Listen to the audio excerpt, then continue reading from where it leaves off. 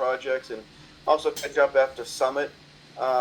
So thank you all for joining here. Um, I want to go with some introductions. I know we have a number of folks on, so maybe we don't have to go through all of them. But once we do, I wanted to give you the floor, Cliff, Ken, and Sure. David, and obviously you had requested the call, so kind of want to see what you're working on. We do have some materials that we'd like to share, some slides, things like that. But we are here, for you to answer any questions and to help move things forward. So I am the account executive here at Red Hat, so I think everybody knows me. But why don't we start from Intersystems side, because I know there's some folks that might not know you folks. So maybe Cliff, David, and Ken, if you don't mind, quick intros. Sure. So I'm Cliff Mason. I work for David. Ken works with me, and we are technology architects. Our job is to investigate new hardware and software offerings to see what makes sense for us and our customers. So that's kind of we do some performance benchmarking. We are constantly looking at new technologies as they evolve and evaluating them. So. Very good. I'm David Weaver. I manage our technology and performance architects group, and Ken and Cliff work with me, and mostly I follow them around like a dog going, "What you know? What you know?" So, yeah, we work. We're actually a resource for the entire Intersystems company and our customers to look at technology and recommend systems that we know work. We try to be fairly vendor neutral, but sometimes there's some things just that don't work well, and we will definitely tell people, hey, that's not a great idea. And other things we say, hey, we do have a recommended hardware list for certain applications. Very good. Thank you. This is Ken Tuckermer. I'm also with Intersystems. Cliff and David pretty much covered what I do as far as with the team. And as you mentioned, Eric, I'm remote and based in California, but this week I'm in Cambridge. Very good. So real quick, I know there's some folks on the Red Hat team that you've spoke with in the past, maybe everybody, but just as a little refresher, if we could do some intros, maybe Joe, you, Trish, Sangeeta, Todd, David, and Musa. I know we got a bunch here to support you. Yeah, I'll kick us off. Joe, I'm the app platform specialist here. Basically, fancy title for I support Eric as well as the broader region in informing our customers of all the latest and greatest around our app platform portfolio. And that would include OpenShift virtualization, as well as the middleware stack. Okay. I will go next. Go ahead, Sangeeta. Yeah, I'll go next. I'm the app platform SSA solution architect here at Red Hat. I'm working with Red Hat for more than 3 years now. For most part of my career, I was an application developer and in application management, but lately into Kubernetes and containerization and OpenShift. So getting familiar with the OpenShift virtualization here now. Over to you, Trish. Thank you, Sangeeta. Good morning, everyone, and thanks again for joining the call. I'm Trish Martinez, and I had the pleasure of speaking with Cliff during Summit. So very happy to hear that you got some good insights, and I also pass along those notes to the team. I head up new relationships in accounts for Eric Prevet. I work very closely with the rest of your team as well. And I am the market development representative for the account. So happy to be working with you guys. Great, thank you. Yeah, nice to meet you, Cliff, David, and Ken. My name is Musa. I'm the solutions architect assigned to this account. I'm the generalist. I have a background as a consultant. Been with the company for about close to 2 years now, based out of New York City. I live in the Bronx, and I work directly under David Winslow. So I guess I pass the mic to David. Thanks. Hey folks, David Winslow, the other David W on the screen. I saw that moniker and thought, hey, that's me. and then looked at the picture and went, "Oh no." At any rate, I run our solution architect team for the most of the East Coast, several customers all the way along. I've been with the company for about 20 years now, a little over 20 years. So I'm one of the longtime Red Hatters. I've done everything from consulting to consulting management, and now solution architecture and leading that team. So got a lot of context with Red Hat. This is a new area to me, which is always nice to see something new, even after you've been here for 20 years. But certainly looking forward to getting to know what's going on here and seeing how we can help out. Very great. And I might be one of the last ones, maybe. So I'm Todd Johnson. I manage the ISV relationship with Intersystems. I had the pleasure of meeting with Cliff, David, and Ken at Summit. We had Sachin Mullick and Peter Lauterbach with us in the meeting. So it's great to see you gentlemen again, and here to do anything I can to help the sales relationship as well. Good, thanks, Ted. So before we get into some slides and information we thought would be interesting to you, Ken and David and Cliff, maybe a quick, or as long as you like, synopsis of what's most interesting to you? What you see from Summit? What are some priorities come up? I know obviously VMware virtualization is top of mind, but I'll stop there and let you guys talk. Sure. Let me pick this up. So obviously, when Broadcom made their announcement early in the year, that kicked over a series of dominoes with everybody in the industry, and a number of our customers have inquired to us to say, hey, we'd love to get off of VMware. What are our options? And we've been trying to give them, little bits and pieces about things that they could explore. Again, trying to stay somewhat vendor neutral in this. And this is not just some of our customers. I think all of our customers, it can be, I know that's kind of a bold statement, but from everybody I've talked to, everyone is at some length interested in what their options are vis-a-vis VMware. So I went to the Red Hat Summit with the virtualization, the OpenShift virtualization, or the virtualization in general, hat on. And that was my mission while I was there, was to try and determine as much as possible about OpenShift virtualization. I think I got a pretty good core dump on it. Took a couple of labs, took a number of sessions. We had the meeting with Todd, which went really well. And I think that they explained what their position was, why it was what it was. We were comfortable with that. Because of the technical issues. I mean, I still think there's a opportunity for Red Hat that you're probably not going to take, to put some stepwise capability in to take a customer from VMware to a virtualization platform, which then you could give them an opportunity to migrate to OpenShift virtualization. So the concern that I've had all the way along the line has been, it's a big leap. And I think a lot of customers are going to demur on that leap because they're just not comfortable going from a VMware environment and taking it all the way to OpenShift virtualization all at once. Now, one of the things that came up last week when we were at Summit was the explanation that it's a lot easier than it looks.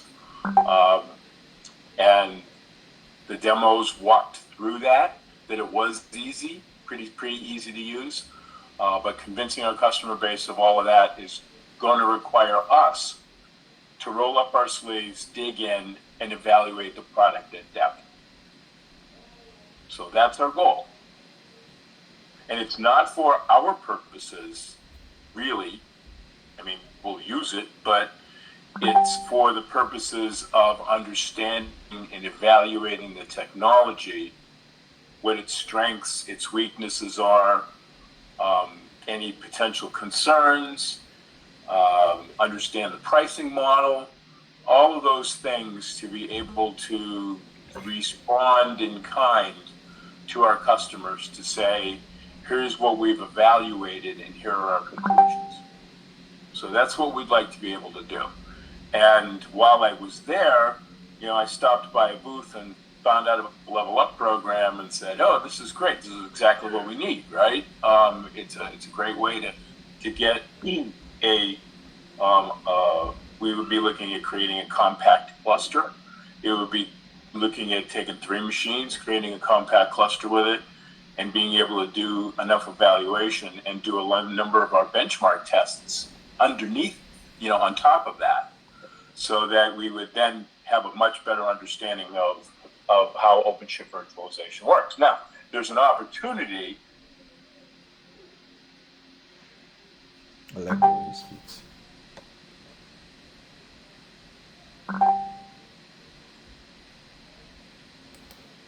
I think I don't know. Yeah, I think we lost Cliff. Oh, okay. Mid sentence.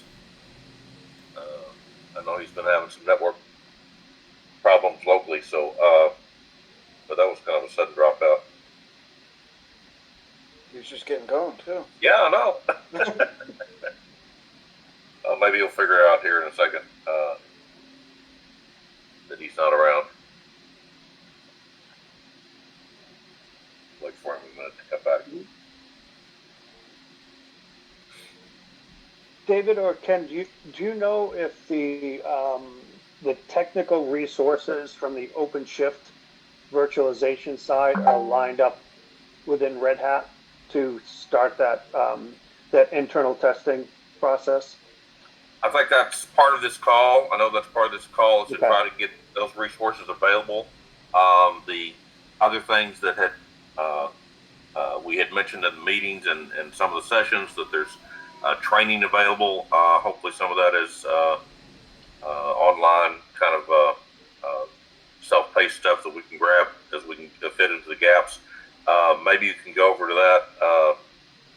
I see that Cliff dropped, so maybe he'll come back here in a minute.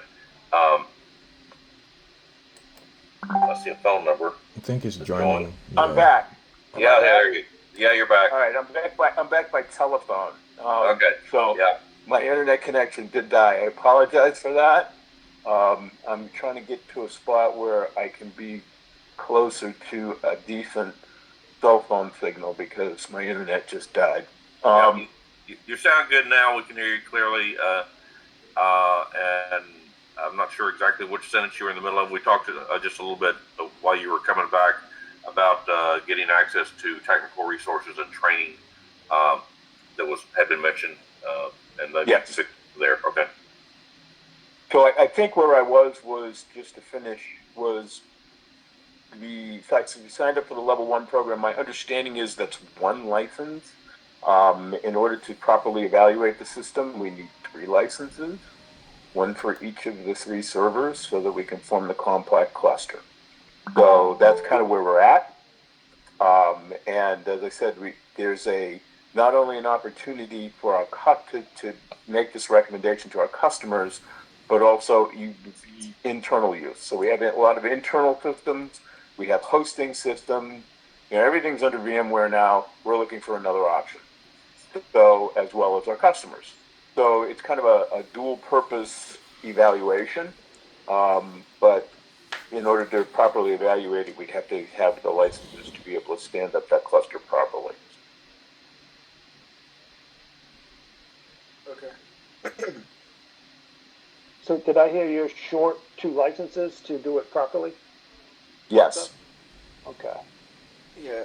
Maybe Joe or Sangeeta, I know we have some slides. I don't know if we want to jump into them yet, but you have more experience, I think, in the Level Up program, and maybe the best avenue to trial. Can you talk about that? Yeah, I mean, definitely. Less so on the Level Up program, more so about what we prepared in terms of general virtualization. I mean, And to a lot of what's been said on the call already, it's definitely a high impact solution being asked for by pretty much all of our customer bases. And it's surprisingly a much smaller lift than you would expect. We can definitely walk through that. I don't know if you guys would need that technical overview again, but we'd be happy to maybe go over some of the high level details. Is that a good place to start for you guys? Well, I certainly don't need it. I'm already waist deep in based on what I learned at Summit. So I mean, maybe that would help David or Ken, but I certainly don't need any overviews. I think that the purpose of this conversation was really more to say what we're trying to accomplish and why, and then figure out how we could move forward. Eric, I missed that question that you asked, right? Like, what was the original question on level of program? Well, I don't. What I said was I don't think we need any overviews. Sure. We've already seen the product in depth. At least I have. I'm only going to speak for myself, and I'll let David or Ken speak for themselves. But I'm what I call waist deep in it. So I already understand the product well enough to know that I'm ready to take some more formal training because I've seen a lot of the overview stuff, but the next step would be to take some more formal training and then for us to work out the licensing issue so that we could actually do this. Now, it turns out that we have 3 brand new servers coming into our organization within the next month. Okay. And those would be the 3 servers that we would want to build up as a OpenShift virtualization cluster. Sure. So do we know what are those configurations of that new servers? Yes. Each one of them is got 512. They're Intel boxes. Intel. They're Emerald. Yep, they're Intel Emerald Rapids boxes.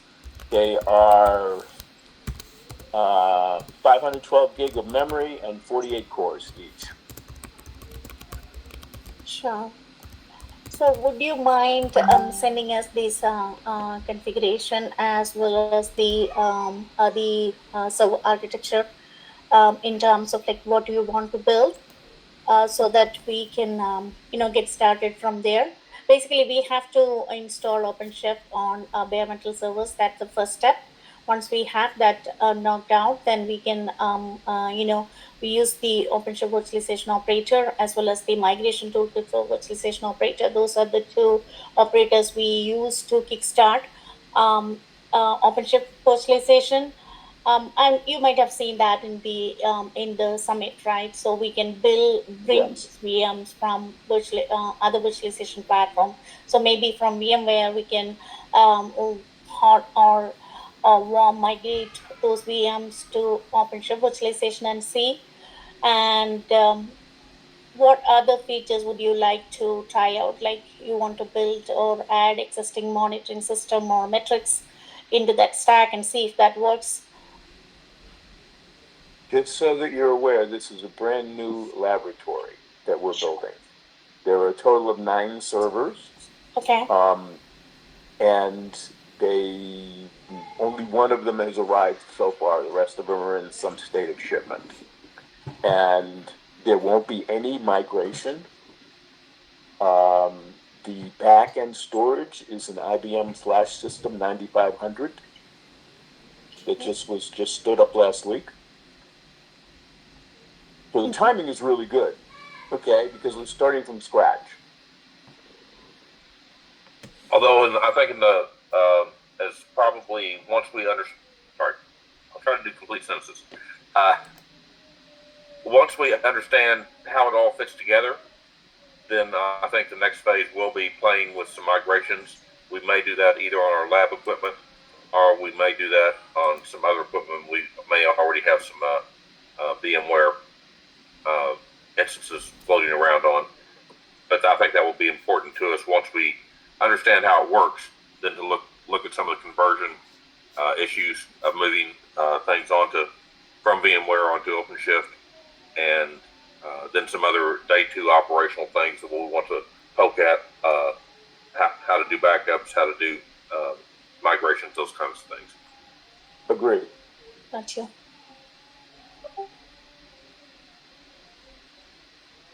So what is Okay, yeah. expected? Go ahead, Joe, please. Yeah, I mean, we can definitely partner with you guys in terms of setting up your lab, and then you just need a quote for the licenses. Yeah, we need to understand what you can do for us in terms of licensing. Yeah, no, that sounds good. I mean, you'd have to license all 3 boxes, and then obviously you can work out a good discount for you guys. Well, our alternative is just to use VMware. So, I mean, that's certainly an option for us. But we wanted to take this option as an opportunity to be able to really evaluate OpenShift virtualization. Okay. So are you asking for free licenses, or what are you asking for? That would be the optimal scenario. They don't have to be permanent. They could be a year. Yeah, I guess that was the next question, is how long would it take you to be able to get through? Because we do have evaluation licenses. They are time boxed, but what length we can get would depend on how long it would take to do the evaluation. Well, when the Level Up program came out, and I looked at it and said, "Hey, this is a license for a year for but it was only one license, right?" It was like, okay, that's a great timeline, because it's going to take a couple of months for us to get all this hardware kind of put together and everything kind of ironed out. Probably through the summer, before the dust all really settles on this, and that we're able to actually then run, do a number of test VMs that we could run different workloads on to figure out what some of these things. And we have, some of them are standard benchmarkings that we do. Some of them, and we want to kind of compare that. What does it look like bare metal versus what does it look like under OpenShift? And then there are other scenarios that we'd want to test that would actually kind of stress the VMs to see, where your limits are. So we do a lot of high-end testing, and I mean really high-end testing. So we break everything. That's part of our job. And everything breaks at some point along the line. So the question is, where does this break? At what point, when you're doing massive amounts of IOs and massive amounts of compute, at what point does the overhead become noticeable? And we've tested this with VMware, and we kind of know where that is. Mm-hmm. So we would then do similar kinds of tests with OpenShift virtualization to see if it follows more like a VMware pattern or whether it's different. So we're not talking about anything that's quick and dirty tests. We're talking about a much more extensive, longer-term set of consistent tests that we hammer out over the course of time. Yeah, that makes sense. And it's going to break its own way under your specific load patterns as well, right? Everything Correct. can have a breaking point somewhere. And everything does. It's going to look different than VMware, I would suspect, but we still have to know where the edges are, because your sizing and your comfort is going to depend on what breaks and how does it break and at what scale. And that may determine like how many units you need, et cetera, right? And I think that's really important, because we need to be able to give our customers an indication of, under our software, what is this going to look like? Where might they experience problems that may be different from VMware? And so I think you absolutely nailed it. That's a very critical piece for us to discover those edges, because we have customers that just, I know VMware has had some challenges with some of our customers and their 8-socket servers. A little bit more than VMware was ready to handle. Things broke when when they push it up against the edge. So Yeah. those kinds of things. Perfect. That makes sense. So we're talking like it sounds like we're needing a good several months worth of. So it's a little bit longer than our standard like evaluation. It's more of a stress testing kind of thing, and that's why we were looking at the level up thing. Right. Yeah. Yes. That all makes perfect sense. I wanted to add one other potential option on this, and that is out of the 9 servers that we're buying, 3 of these are definitely going to be in some kind of a virtualized cluster, so they're coming VMs off of them. The other machines are historically used as very high performance testing, bare metal, and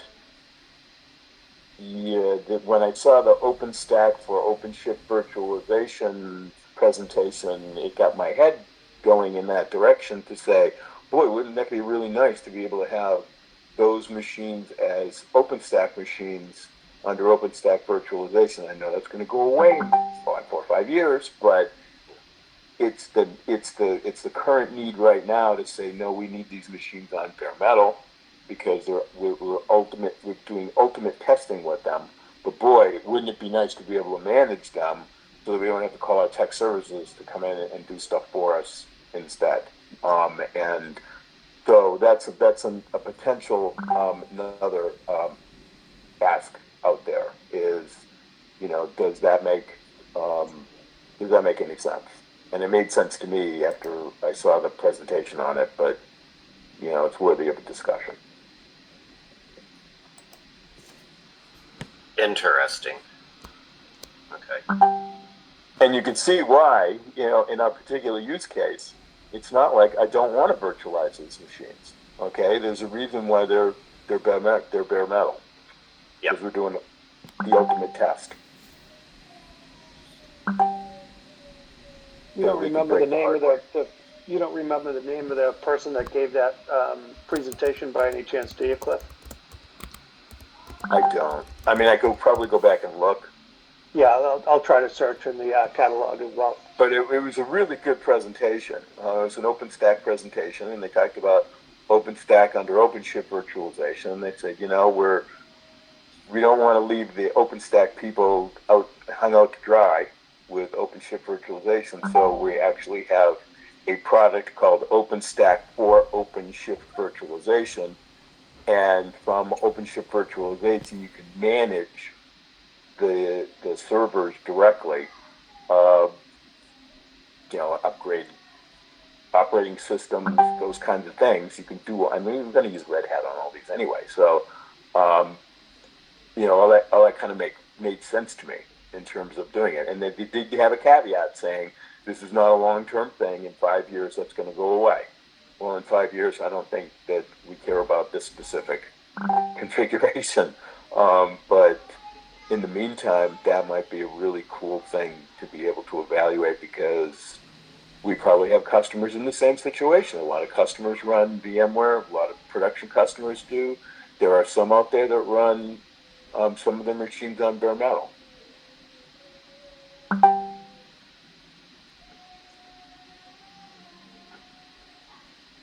While we got a conversation pause, one other thing we need to double check on, and Eric, you may have this under your thumb.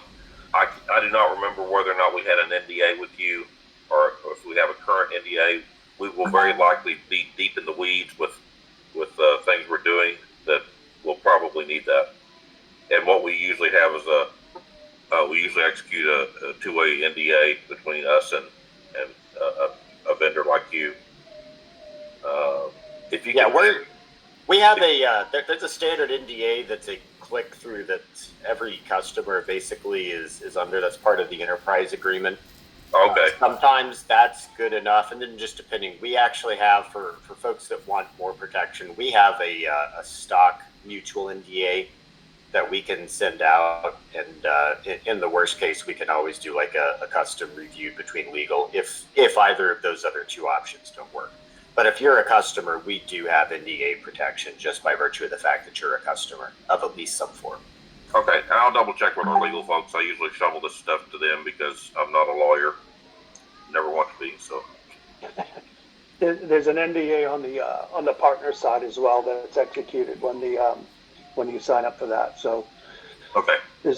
Yeah. We're probably fine. I just wanted to, it's always one of those things that sometimes is a stumbling block to moving forward. Yeah. Yeah, it's lawyers try to figure out a million ways to say no, right? Exactly. But yeah, it's fortunately it's most of the time it's relatively standard, and we do everything mutual too. It's kind of just the way that we work, right? We want everyone protected in equal measure. This is my days of battle scars from consulting negotiations coming through here. Yeah. And we're in a pause. What else do we need to talk about?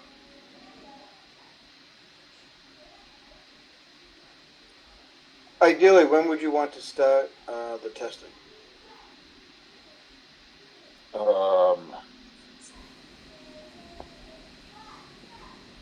Beginning of July. Yeah, hopefully all our hardware will be in by then, or at least enough of it to get going. Be racked and cabled and ready to go. So early July, you would get started looking at roughly a 6-month destructive test, give or take, just for some parameters. Would you guys want assistance from us in terms of standing up, configuring, executing any testing? Is there anything like that you would want from us, or you kind of want to run with it on your own to make sure there's no biasing? Or I think we'd like to at least be partly involved just to make sure, because sometimes you can make a configuration options can have a big impact on performance, and if there is like a problem, we would want to at least have an option of chasing it down and helping troubleshoot if you see a problem, so we make sure it's actually like a problem or a breakage and not potentially a configuration issue.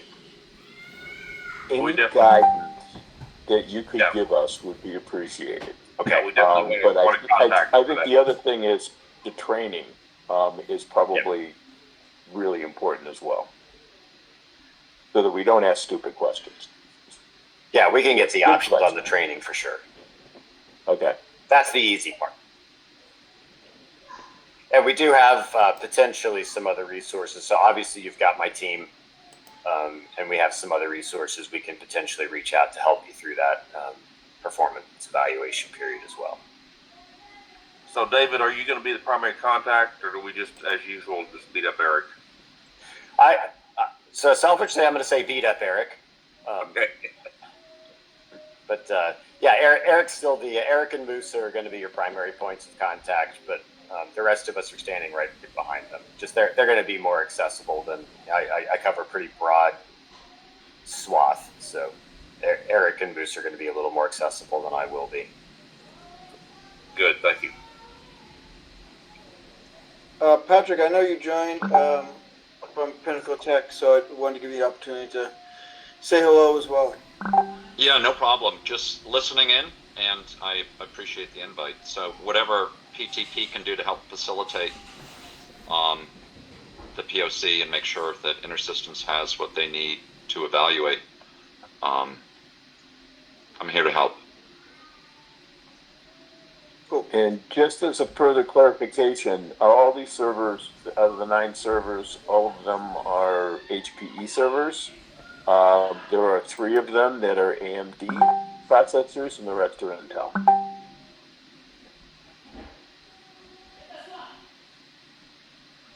Okay. And that's not the Intels are either the Intels are either Sapphire Rapids or Emerald Rapids. And we don't have a particular leaning toward HP or Dell, and those are usually the two that most of our customers get. But we this round we just decided to go with HP on the server side.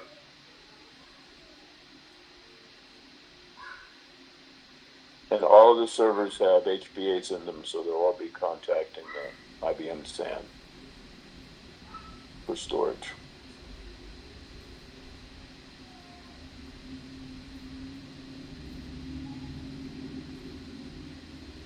Okay.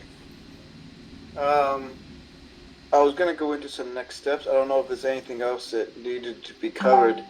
But as far as next steps, I think we can huddle up internally, come back with maybe an option around what we can do with the subscriptions, the a POC and how we can be involved as you go through that. Also, training. I will send out some training options, and it's always helpful to bring in our training coordinator, Andrew Zimbro. He does a great job kind of walking through the options. They're typical training options you would see, whether it be on-site, virtual, a matching of either of the two. But I can, I think it will be helpful if I bring Andrew on so he can describe those in more detail. But as far as that, on the next steps, anything that I'm missing, also we'll look into the NDA. Anything I'm missing? I don't have anything else on my notes. Sounds good. Okay. I think I spoke. I think I laid everything out. That You did. You did. We appreciate it, and for an early July start. So I think we are good. Red Hat team, anything before we close out? Good here. I think we are good. Thank you, everyone. Thank you. Appreciate the time. Thank We you. got in touch. Thank you, guys. Thank you.